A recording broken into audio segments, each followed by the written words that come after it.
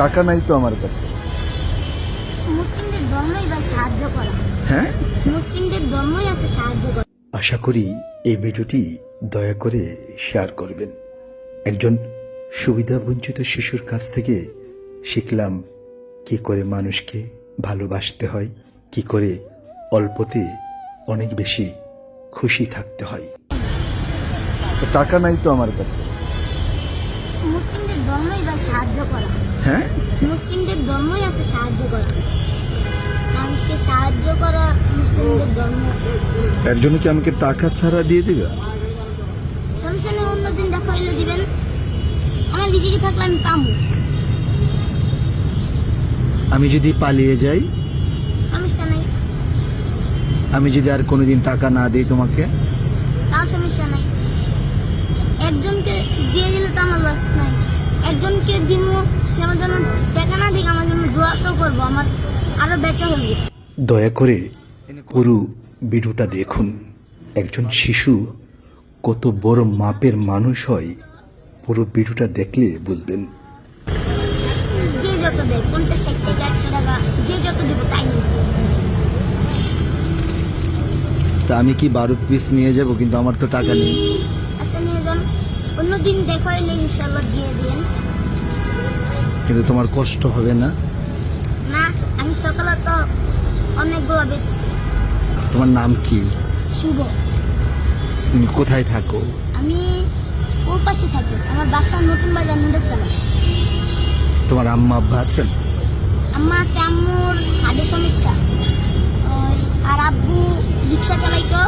পরে একদিন এক জায়গায় গেছিল, পরে আসার সময় রানিং বাস থেকে পা ফসকে পড়ে হাত ভেঙে গেছে। এখন আর রিক্সা টিক্সা চালাইতে পারে না। আর তোমার এটা কিভাবে হলো? আমার পায়ের সমস্যার জন্মগত। আমি আগে এভাবে হাঁটতাম না, তখন আমার পায়ে ঘা হয়ে গেছে। পরে একজনে আমার এই গাড়িটা দিয়েছে। পরিকল্পনা মাথায় ঢুকিয়ে ফেললাম, এই শিশুর জন্য কি কি করা যায়। নিশ্চয়ই আমার সঙ্গে থাকবেন আপনারা। নিশ্চয়ই নিষ্পাপ এই শিশুর উন্নয়নে আমাদের অনেক কিছু করা একান্তই দায়িত্ব। আশা করি আপনারা যারা আমার প্রিয় মানুষ পাশেই থাকবেন। যে যত দেয় খুশি, যার খুশি সে। ওই টাকা নেই। নিয়ে যান, পরে আপনি একসময় দেখা হয়ে দিবেন। আমি তো 50, 60 টাকা, 100 টাকা বেশি, যে যত দেয় আর কি। আমি তার কাছে বলবো না যে আমাকে। বড় মাপের এই শিশুটি বারবার বলছিলেন 50-60 টাকার জায়গায় তিনি 500 টাকা নেবেন না। আমি বিনীতভাবে অনুরোধ করে তাকে 500 টাকা দিলাম। কি যে অসম্ভব একটা সুন্দর ছেলে! আপনারা যদি তাকে কোনোদিন দেখেন তাহলে বুঝতে পারবেন।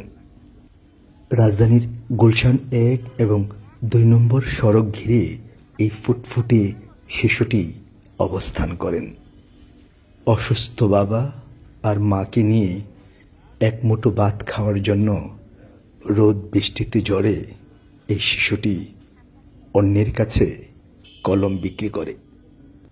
ওই সড়ক ঘিরে আপনারা যারা চলাচল করেন, আপনাদের কাছে অনুরোধ, এই ভিডিওটি শেয়ার করবেন। অনুরূপভাবে তার কাছ থেকে প্রয়োজনে অপ্রয়োজনে হলেও 2-4টা কলম কিনবেন। আপনাদের কাছে হলফ দিয়ে বলতে পারি, এই শিশুর সামনে যদি আপনি দাঁড়ান, মুগ্ধ হয়ে যাবেন তার ব্যবহার এবং ছোট্ট এই শিশুর ব্যক্তিত্ব দেখে।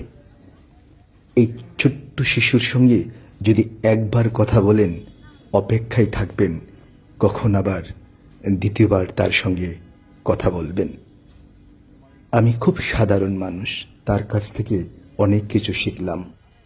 আশা করি এই ভিডিওটি শেয়ার দিয়ে এই ছোট্ট শিশুর সঙ্গেই থাকবেন। মাথায় রাখলাম তার চলাচলে উন্নত আরও কি ব্যবস্থা করা যায়।